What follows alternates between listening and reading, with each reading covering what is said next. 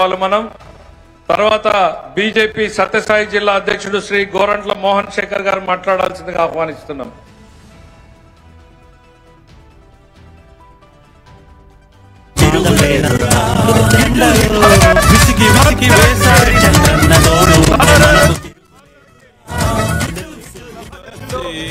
వేదికపై ఉన్నటువంటి పెద్దలకు, మంత్రివర్యులకు, ఇక్కడికి విచ్చేసినటువంటి ఇరు జిల్లాల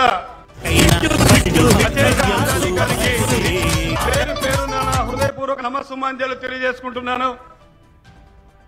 ఈరోజు సూపర్ 6 సూపర్ హిట్ అనేటువంటి ఒక విజయోత్సవ సభను ఈరోజు ఇక్కడ నిర్వహించుకోవడం జరుగుతోంది.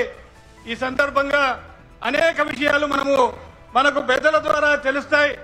ఈరోజు కూటమి ప్రభుత్వం అధికారంలోకి వచ్చిన కేవలం 15 నెలల్లోనే ఏవైతే ఎన్నికలలో మనం హామీలు ఇచ్చామో హామీలన్నిటినీ నెరవేర్చి ప్రజలకు చెప్పనివి కూడా ఈరోజు ప్రజా శ్రేయస్సు కోసం, ప్రజల కోసం అనేకమైనటువంటి సంక్షేమ పథకాలు ఈరోజు ప్రవేశపెట్టి ప్రతి ఒక్క వ్యక్తికి ఈ సంక్షేమ పథకాలు అందాలనేటువంటి దృఢ సంకల్పంతో కృషి చేసి ఈ 15 నెలల్లోనే అనేకమైనటువంటి పథకాలు ఈరోజు ప్రజల వద్దకు చేర్చి ఎన్నికల్లో ఇచ్చిన మాటను నిలబెట్టుకున్నామని చెప్పి ఈ విజయోత్సవం చేసుకోవడం జరుగుతోంది.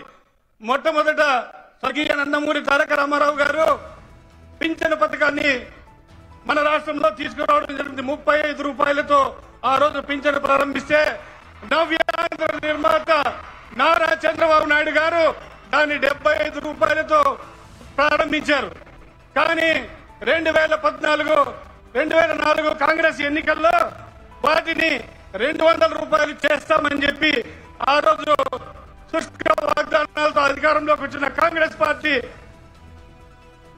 ఎటువంటి హామీలు నెరవేర్చకపోగా 2014-2025 ఎన్నికల్లో 2024 ఎన్నికల్లో ఇదే కూటమి ప్రభుత్వం ఇచ్చిన హామీని నెరవేర్చి ఈరోజు